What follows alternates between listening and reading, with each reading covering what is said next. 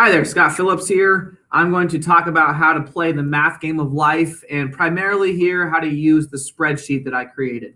So one of the things about purchasing the math game of life from my Teachers Pay Teachers account is once you do that, if you email me at sphillips@4rhuskies.org, I will send you a copy of this spreadsheet so that way you can use it with your classes. Now, the suggestion I have for you, I will tell you in the when I send it to you, is to send your students the copy so that way it forces them to make a copy. So you can either do this on a Chromebook or like on an iPad. It works best on a Chromebook, but it still works on an iPad. It's just a little bit finicky at times as far as clicking and that kind of stuff. Now, keep in mind, anything with a zero in it right now has a formula already in it. So if I click on this, you can see right here, I have a formula ready to go. So I always tell students, if you see a zero, don't change those things. Part of the game of life, what you're going to have the students do is to create an application for their imaginary life where they pick out a job, they purchase a car, a house, they figure out how many kids they have in their future life. It's kind of a fun application to fill out. But once they do that, they refer to their application after taxes to figure out how much money they make. So I'm gonna make this really easy. I'm gonna say that they have a job where they make $3,000 in a month. So I'm gonna put 3,000 in there and show you what happens. Once I hit 3,000, it automatically fills in a recommended budget for your students. So the cool thing is charity to giving is anywhere from 0 to 10%. So as the students fill out their budget, they're going to type those amounts in this blue column right here. The actual amounts are what they're going to adjust as they're playing the game of life, which I'll talk about that here in a later video. Let's say their spouse makes, in a month's time, they make $2,500. Just give you an example. So they're going to put that in there. Okay. So it once again adjusts everything based off of both incomes for that month. So let's just say I budget an amount here for this, and I'm going to say I don't have to budget the full amount of 10%, but I'm going to say that I'm going to budget $500 for that. Once I do that, it's going to put the amount in the difference because I have not spent any of my budget yet. My difference amount right here, I want to hopefully eventually be $0 because that means I've spent all my money that I've budgeted. And then my budget here is going to be filled out to where this amount is going to be exactly the same as this amount.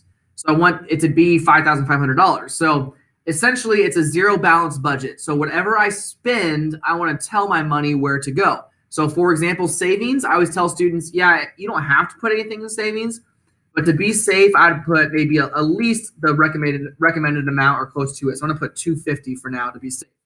Housing, this is going to be a more set amount. And that's going to be based on your application that your students fill out. But let's just say, for example, that my mortgage is $1,400.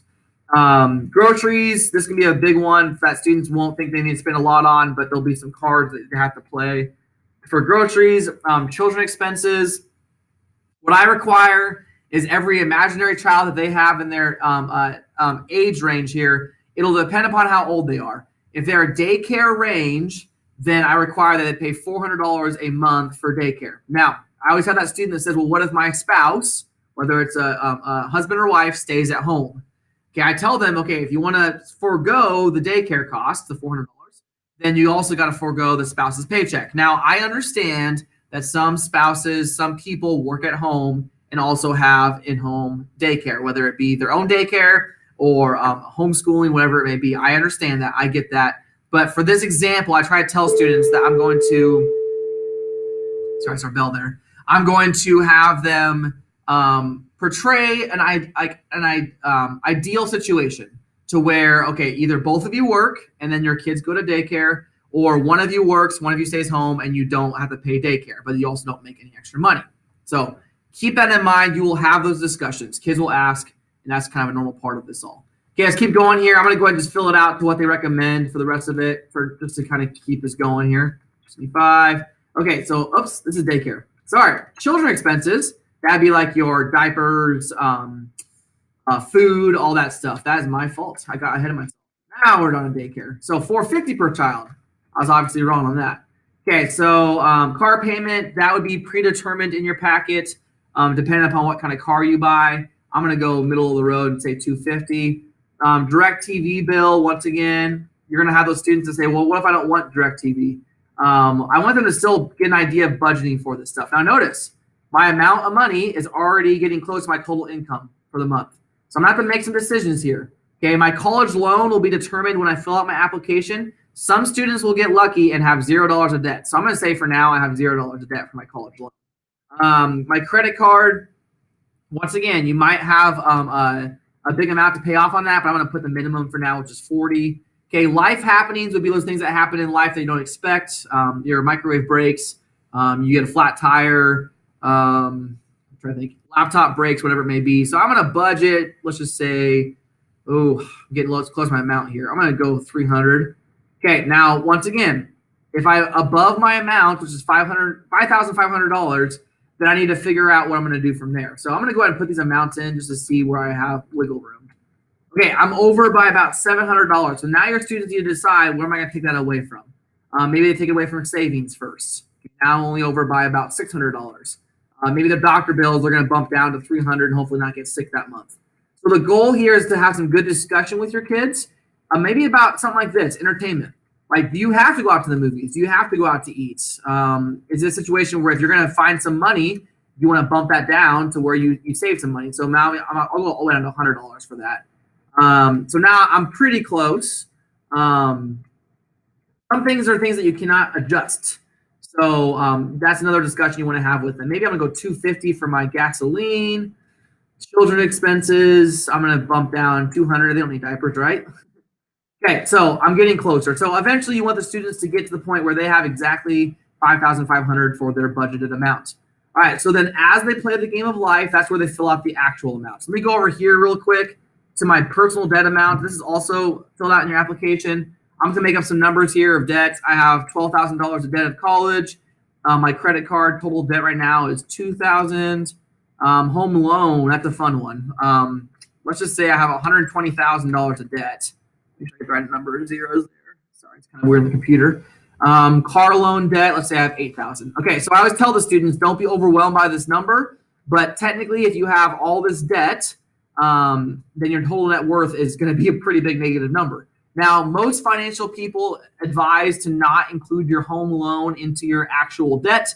So if you took that out, I tell students to maybe make that less scary is to make that zero. So now I'm only $15,000 in debt in comparison to hundreds of thousands of dollars.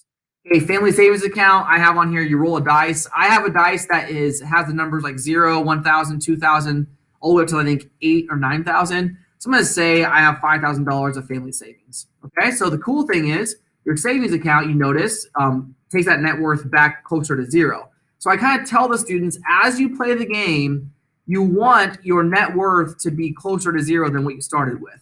Okay, so for example, I'm playing the game and I get a cell phone bill, and my cell phone bill is $120. So I under budgeted there for that.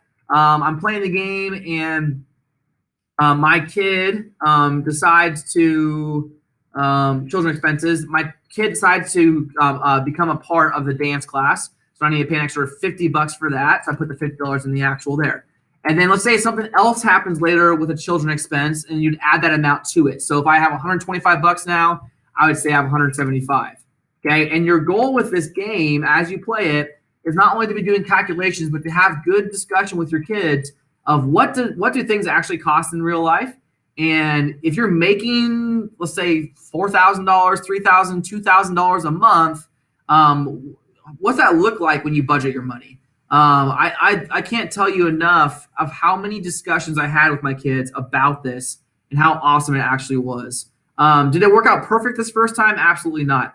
I would recommend to actually play the game of life. You take an entire class period, if not more, so that way a lot of these actual columns will be filled out. I did leave some blank cards in there for the game of life that you can also adjust as you want, to where you can make up your own scenarios and make it as difficult or as easy as you'd like it to be.